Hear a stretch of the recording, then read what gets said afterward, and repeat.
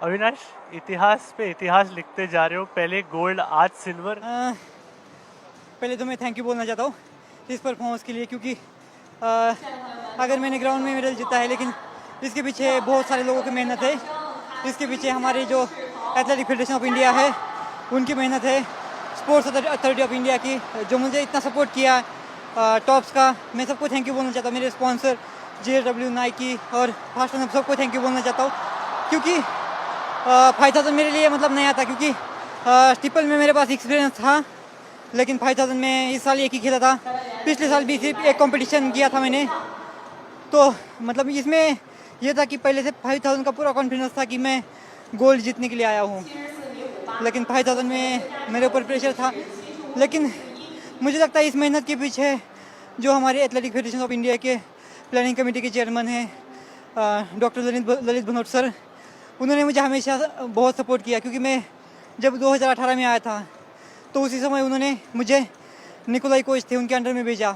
मैं उस समय डर रहा था कि क्या होगा, कोई रिस्क तो नहीं ले रहा हूँ मैं, लेकिन उनका कहना मुझे लगता है बिल्कुल सही था, क्योंकि मैं जब उनके पास गया तो मेरी अपने आप एक कैपेसिटी बढ़ गई कि नहीं, मेरी सोच बदल गई कि नहीं, मुझे सिर्फ एक नेशनल लेवल पे मेडल नहीं जीतना है, मुझे इंटरनेशनल लेवल पे मेडल जीतना है।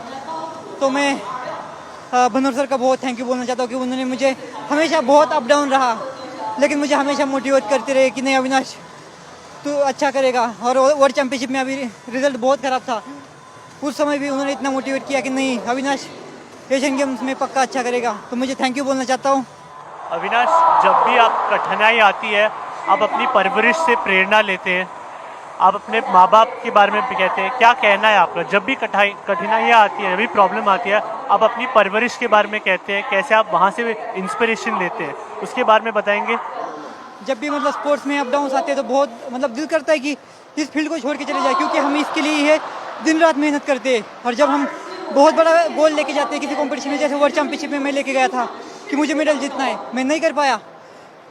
मुझे लगता है कि मैं 2 दिन शायद नहीं सोया था उस दिन, मतलब उस 2 रात में, ना दिन में सोया मैं, क्योंकि नींद ही नहीं आती थी। मैं सोने की कोशिश करता था, मेरे मतलब दिमाग में आता था कि मैं कैसे इतनी मेहनत करने के बाद हार गया, और मेरे से जितनी उम्मीद लोगों ने लगा रखी थी, मैं जितना सपोर्ट किया, मैं नहीं कर पाया। तो मुझे लगता है कि वो टाइम स्पोर्ट्स पर्सन का बहुत ज़्यादा डिफ़िकल्ट टाइम होता है, जब हम हारते हैं या हम जिस लिए जाते हैं वो नहीं, गोल अचीव नहीं कर पाते। तो मुझे लगता है कि लेकिन ये स्पोर्ट्स का एक पार्ट है, हार जीत तो होती रहती है। मुझे लगता है कि हम हारने के बाद ही बहुत कुछ सीखते हैं, जितना हम जीतने के बाद नहीं सीखते। तो मुझे लगता है कि जो मैं हारा इसमें वर्ल्ड चैम्पियनशिप में, ये मैं ओलंपिक के लिए पॉजिटिवली लेता हूँ, और आने वाला पेरिस ओलंपिक में मैं और ज़्यादा तैयारी के साथ जाऊँगा और कॉन्फिडेंस के साथ जाऊँगा, और अपने देश को वहाँ रिप्रेजेंट करूँगा, और मैं वहाँ पे ऐसा परफॉर्मेंस दूंगा कि जो पूरा देश गर्व करे कि नहीं, अगर पीछे खराब हुआ था तब भी हमारे एथलीट कैपेबल है, हम वर्ल्ड लेवल पे भी मेडल जीत सकते हैं। Thank you so much, all the best आगे के लिए।